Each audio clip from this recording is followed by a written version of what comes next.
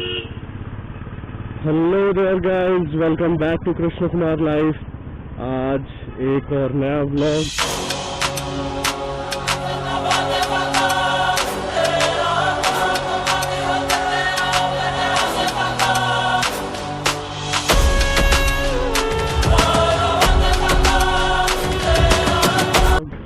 And अभी actually मैं जा रहा हूँ सर्विस सेंटर पर से। आप लोगों ने अगर मेरा सर्विस का वीडियो देखा होगा, थर्ड सर्विस का, तो सर्विस हो गई थी, ठीक ठाक ही चल रहा था सब कुछ। एंड बट जब मैं गाड़ी लेके आया था तो फिर मतलब बुलेट अपनी लेके आया था सर्विस के बाद, तो फिर थोड़ी सी उसमें दिक्कत आ रही थी कि मतलब एक बारी में स्टार्ट नहीं हो रही थी। जैसे मेरा हमेशा एक किक में स्टार्ट हो जाता है, तो एक बारी में स्टार्ट नहीं हो रही थी बुलेट। तो फिर मुझे लगा कि जब वो बाइक धोते हैं तो फिर थोड़ा बहुत पानी इधर उधर चला जाता है, जिस वजह से ये दिक्कत हो सकता है कि आ रही है। तो मैंने इतना ध्यान नहीं दिया उस चीज़ को, बट वो चीज़ कंटिन्यू रही तब भी, क्योंकि मैं सैटरडे को सर्विस करवा के लाया था। तो ऑब्वियसली उसके बाद मैं वीक डेज पे इतना बाइक जो है इतनी निकालता नहीं हूँ। तो अब मैंने नोटिस करा कि यार वो वही प्रॉब्लम दे रही है। एक बार में कभी कभार स्टार्ट हो जाता है। मैंने बहुत कोशिश भी करी खुद से ट्यूनिंग सेट करने की, उसमें ट्यूनिंग की ही प्रॉब्लम मुझे लग रही है। कभी कभार थोड़ा आरपीएम ज़्यादा रखने पे स्टार्ट हो जाती है bike, and but most of the time नहीं होती। तो मतलब ये प्रॉब्लम आती है अगर जैसे मान लो कि मैंने साइड स्टैंड पे रखा हुआ है बाइक, तो प्रॉब्लम आती है। अगर फुल स्टैंड पे है तो उतनी ज़्यादा प्रॉब्लम नहीं आती है। तो ये दिक्कत आ रही थी। एंड एक और चीज़ उन्होंने करा था कि यार जितने भी मेरे वायर्स वगैरह थे, जो टंकी में दो पोर्शन होते हैं, तो एक ऊपर से जाने के लिए वायर्स वगैरह और एक नीचे से जाने के लिए होता है। तो उन्होंने जितने भी वायर्स ऊपर से जा रहे थे टंकी में, वो सारा का सारा उन्होंने नीचे कर दिया, जिस वजह से वो ऑलमोस्ट साइलेंसर का जो बैंड पाइप है वहाँ टच होने को आ रहा है। तो ऐसे ही मतलब मैंने जैसे हॉर्न के लिए रिले लगा रखा है, तो फिर वो भी बैंड पाइप पे टच हो चुका था। मैंने ध्यान दे दिया तो मेरे को पता चल गया, एंड वो ऑलमोस्ट मेल्ट होने वाला था। बट हालांकि मैंने घर से निकाला ही था बाइक और मैंने ध्यान दे दिया तो बच गया। तो वो चीज़ भी करवानी है मुझे कि जो है उसमें जो प्रॉब्लम्स आ रही, मतलब ये वायर जो है वो नीचे हो रखे हैं, उसको ऊपर करवाना है, प्रॉपर सेट करवाना है। अभी मैं एक बार कैमरा का एंगल चेक कर लेता हूँ, देन उसके बाद फिर आगे चलते हैं, बात करते हैं।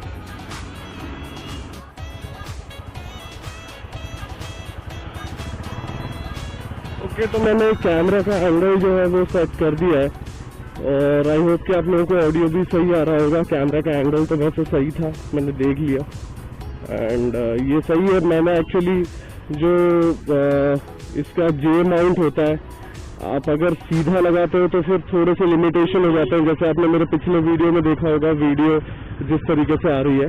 बट अगर आप इसको उल्टा लगा देते हो जे माउंट को, तो फिर उसमें आपको काफ़ी अच्छी मतलब अच्छा व्यू मिल जाता है।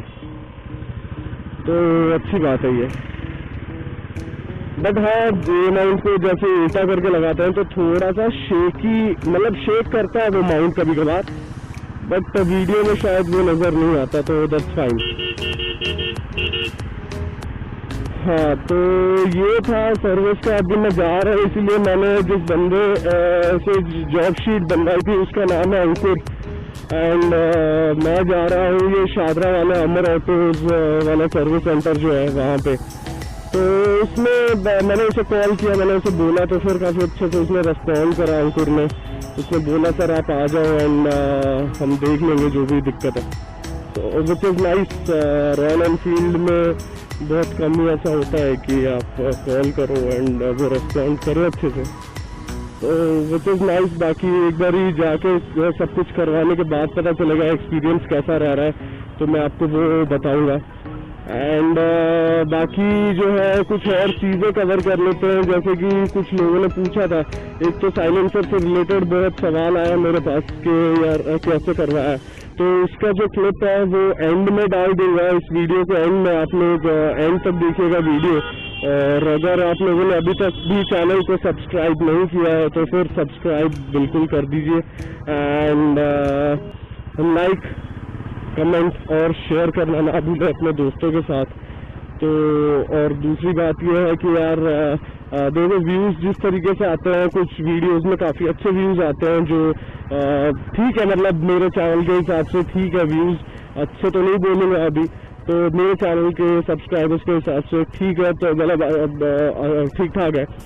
तो बट उतने सब्सक्राइबर्स नहीं है, तो फिर मैं रिक्वेस्ट करूँगा, अगर आप पहली बार मेरा वीडियो ये देख रहे हो तो प्लीज़ सब्सक्राइब करके मुझे थोड़ा सा सपोर्ट करिए, सो दैट कि मैं और आगे वीडियोस बना पाऊँ। ऐसा नहीं है कि मैं एक फुल टाइम यूट्यूबर हूँ, बट हाँ, अगर मुझे उतना सपोर्ट मिलता है आप लोगों का तो हो सकता है शायद मैं आगे इसको अच्छे से और कर पाऊँ और अलग अलग टॉपिक पे बनाने की कोशिश करूँ आगे, राइट। तो अभी मैं आ गया हूँ, सर्विस सेंटर पहुँच गया, तो फिर एक बार मैं सर्विस सेंटर पे बात कर लेता हूँ एंड देख लेता हूँ कि क्या इशू है, एंड देन उसके बाद मैं आप लोगों से दोबारा मिलूँगा, ठीक है। काफ़ी गाड़ियाँ हैं आज तो वैसे सर्विस सेंटर पे। हाँ भाई अंकुर, क्या हाल है? हाँ चलो मैं वहीं कर लूँ, उधर को खड़ी साइड में पेड़ के बगल में, वो वहाँ पे जो बैठे हैं। हाँ अच्छा ठीक है, ठीक है।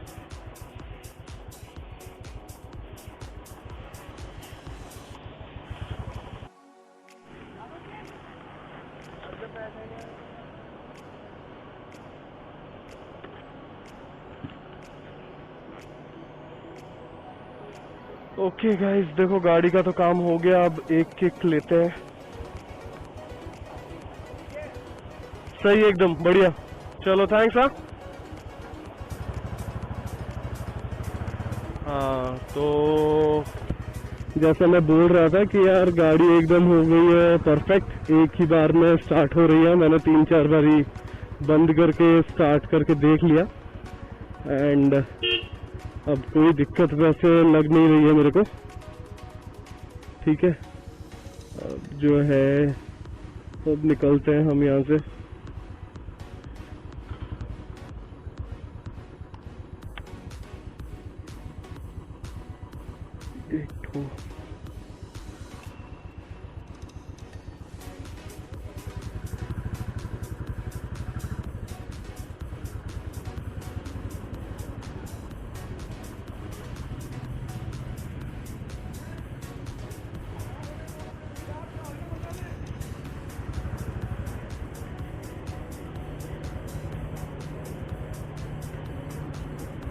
अब यार बाकी आगे बात करते हैं कुछ और भी, जैसे कि लोगों के कुछ सवाल थे तो उस बारे में बात करते हैं हम।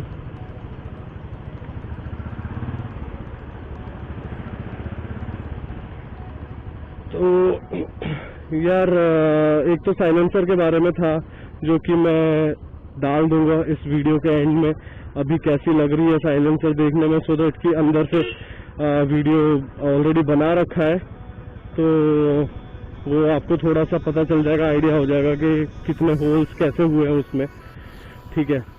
और दूसरा यार, हैंडल बार चेंज करने के रिगार्डिंग जो है, एक भाई ने मेरे को सवाल पूछा था कि हैंडल बार चेंज करने के लिए क्या देखना ज़रूरी है जब आप हैंडल चेंज करते हो। तो देखो यार, बहुत ज़्यादा एक्सपीरियंस तो मेरे को उस बारे में नहीं है, क्योंकि मैंने अभी तक बहुत सारे हैंडल बार तो चेंज नहीं करवाए, बट जैसे अभी मेरा जो हैंडल ये है अभी स्टॉक नहीं है, ये RD 350 का हैंडल है, और स्टॉक हैंडल भी आप काफ़ी हद तक जो है कंफर्टेबल करा सकते हो अपनी तरफ, थोड़ा सा अगर उसको झुका लेते हो गाड़ी को, तो फिर मतलब सॉरी हैंडल बार को, तो काफ़ी कंफर्टेबल हो जाता है। बट लॉन्ग राइड में आपको वो पोजीशन नहीं मिल पाती। जैसे अभी आप अगर देखोगे मेरे हाथ का जो पोजीशन है वो काफ़ी रेस्टिंग पोजीशन है, सीधा नहीं करना पड़ रहा हाथ एकदम से, जिस वजह से शोल्डर पे दिक्कत नहीं आ रही, शोल्डर पे दर्द नहीं हो रहा। और ना ही पाम्स में दर्द हो रहा है, ना ही रिस्ट में दर्द हो रहा है और ना ही बैक में, इसी वजह से क्योंकि रिलैक्स होकर बैठा हूँ तो फिर मेरे को बैक में भी प्रॉब्लम नहीं आ रही है। बट जब स्टॉक हैंडल था तो फिर पहले तो उनका जो बाय डिफॉल्ट सेटिंग होता है स्टॉक हैंडल का एकदम स्ट्रेट ही होता है, तो स्ट्रेट एकदम जब होता है तो फिर वैसे तो क्लासिक से अच्छा ही होता है, बट जैसे स्ट्रेट होता है एकदम हैंडल बार तो फिर उस केस में तो लंबे टाइम चलाने के बाद पीठ में दर्द हो ही जाता है, क्योंकि आपको काफ़ी ज़्यादा स्ट्रेच करना पड़ता है अपने हाथों को हैंडल पकड़ने के लिए। ठीक है, तो ये है। और बाकी अगर जैसे ही आप उसको थोड़ा झुका देते हो अपनी तरफ तो थोड़ा सा आपको रेस्टिंग पोजीशन मिल जाता है, बट क्योंकि हैंडल का कर्व जो है वो उतना अच्छा नहीं है कि उतना ऊपर उठा हुआ नहीं है कि आपको दोबारा से मतलब ज़्यादा लंबे टाइम के लिए आप चला पाओ। तो जब आप उसको चेंज करके RD 350 का हैंडल लगाते हो, आप दो तरीके के हैंडल आते हैं। एक तो होता है जिसमें बीच में एक बार सा होता है हैंडल के बीच में, वो वाला मैं आपको रेकमेंड नहीं करूँगा, बार वाला जो है, क्योंकि उसमें क्या है कि वो थोड़ा सा मुझे चीप क्वालिटी का लगता है वैसे। ठीक है, और ये वाला जो हैंडल है जो बिना बार का होता है, आप अलग से इस पे लगवा लो। वो जो आता है वाइब्रेशन के लिए एक रॉड आता है वाइब्रेटिंग, वो वाइब्रेशन रॉड जो है जो रोक लेता है वाइब्रेशन को, अब वो अलग से लगवा सकते हो, तो कोई प्रॉब्लम नहीं है उसमें। बट कोशिश करना है कि जब भी आप हैंडल बार लेने जाओ RD 350 का तो बिना बार वाला ही खरीदो, वो ज़्यादा बेटर है। ठीक है, अब बाकी अगर आप और भी बहुत सारे हैंडल बार्स आते हैं, जैसे बाहुबली वाला बोलते हैं उसको, बाहुबली हैंडल बोलते हैं, काफ़ी बड़ा ऊंचा सा हैंडल होता है, वो किसी किसी को अच्छा लग सकता है क्योंकि काफ़ी बड़ा है वो हैंडल और काफ़ी ऊंचा भी है, तो फिर वो भी अच्छा एक रेस्टिंग पोजीशन देता है। मेरे एवेंजर में मैंने वो लगवाई थी क्योंकि मेरे बैक में प्रॉब्लम आ गई थी एवेंजर चलाते चलाते, तो वो भी सही है, बट उसमें अच्छी क्वालिटी का नहीं मिल पाता है क्योंकि वो लोकल मेड ही है एक तरह से, तो फिर वो रस्ट भी पकड़ लेता है, आप 6-8 महीने में रस्ट पकड़ लेगा वो, तो इतनी अच्छी क्वालिटी का भी वो आपको नहीं मिल पाता है, तो वो एक चीज़ है। बाकी अगर आपको डिसेंट लुकिंग एक बुलेट चाहिए तो फिर RD 350 मेरे हिसाब से is the best handle bar you can ever find, और ये बहुत सारे बाइक्स के लिए कंपैटिबल है, तो आप का क्लासिक भी हो तो भी उसमें चल जाएगा अगर स्टैंडर्ड है, या फिर जैसे बुलेट एक्स है मैं यूज़ कर ही रहा हूँ, राइट। तो ये था हैंडल बार के बारे में जो इन्फॉर्मेशन देना था मैंने दे दिया। और अब बात करते हैं टायर्स के बारे में। यार बहुत सारे लोगों ने पूछा कि जो टायर्स मैंने लगा रखे हैं पीछे, जो मीटियोर का टायर लगा रखा है वो टच होता है क्या जब भी आप जाते हो पिलियन को बिठा के, तो फिर टच होता है क्या वो नीचे? तो जी टच पहले होता था जब मैं लगा के लाया था। अगर आप बाय डिफॉल्ट देखोगे जो ये स्टैंडर्ड अभी आ रहे हैं, जो ये मॉडल आ रहे हैं, ये बुलेट एक्स, तो इस मॉडल में क्या है, जो शॉकर है इसके सस्पेंशंस जो है वो काफ़ी ज़्यादा सॉफ्टर साइड पे है।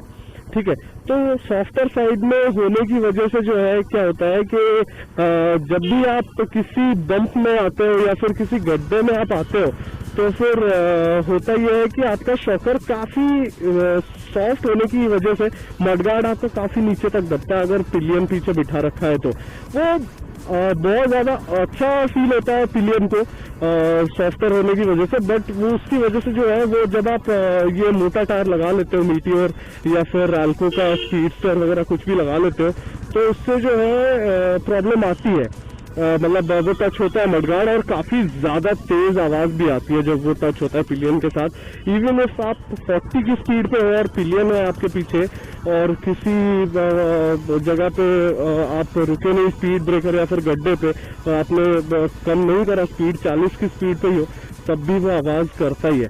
ठीक है, तो ये है। बट जब आप शॉकर जो है आपके जो है वो सॉफ्टर साइड पे जो है रहता है बाय डिफॉल्ट, आप उसको हार्ड कर देते हो शॉकर्स को, मतलब की सेटिंग होती है। वैसे आप किसी भी लोकल मैकेनिक पे जाओगे, उनके पास एक अलग से चाबी होती है शॉकर वाली, अभी आपको दिख रहा होगा यहाँ पे जो चाबी उसका होता है, शॉकर वाला जो स्पैनर होता है वो आपको दिख रहा होगा अभी स्क्रीन पे, इमेज पे। तो वो जो स्पैनर है उसको आप ऑनलाइन भी परचेज कर सकते हो, आपको मैं लिंक दे दूंगा अगर मेरे को मिल जाता है और अदरवाइज जो है आप किसी भी लोकल मैकेनिक के पास जाओगे तो फिर वो उसी के थ्रू एडजस्ट कर देंगे, आपके गाड़ी को खोलने की ज़रूरत नहीं पड़ती उसके लिए। तो या फिर आप सर्विस सेंटर पे भी जाओगे तो वो लोग भी एडजस्ट कर देंगे, आप उनसे बस बोल दो कि ये प्रॉब्लम आ रही है तो वो लोग सेटिंग कर देते हैं, उसको हार्ड कर देंगे। आप पूरी तरह से हार्ड मत कराओ, फिर दिक्कत हो जाएगी पिलियन के लिए।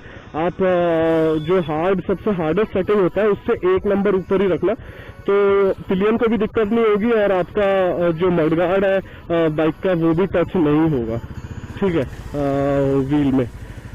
बस तो ये थे कुछ सवाल आप लोगों के जो मुझे क्लियर करना था। अगर आपको लगता है कि कुछ और आपके क्वेश्चंस हैं आप मेरे को पूछ सकते हो तो मैं आपको बता दूंगा। और हाँ, साइलेंसर के रिगार्डिंग एक भाई ने पूछा था कि यार अगर BS6 का मॉडल है एंड उसमें अगर साइलेंसर में जैसे मैंने जुगाड़ करा रखा है तो फिर वो करवाना या फिर आवाज़ बढ़वानी हो तो फिर क्या कराना है, तो सेम जुगाड़ आप कर ले भाई, कोई दिक्कत नहीं है और आप आराम से उसको यूज़ कर सकते हो उसके बाद। एंड दूसरी बात ये है कि अदरवाइज आप साइलेंसर चेंज करवा सकते हो। अगर आपका क्लासिक है तो फिर उस केस में आप साइलेंसर चेंज करवा सकते हो और साइलेंसर चेंज करवा के जो है आप जो अभी नए वाले मॉडल्स आ रहे हैं 16 मॉडल्स आ रही के वो आप यूज़ कर सकते हो, ठीक है। तो ठीक है सर, ये था आज का वीडियो।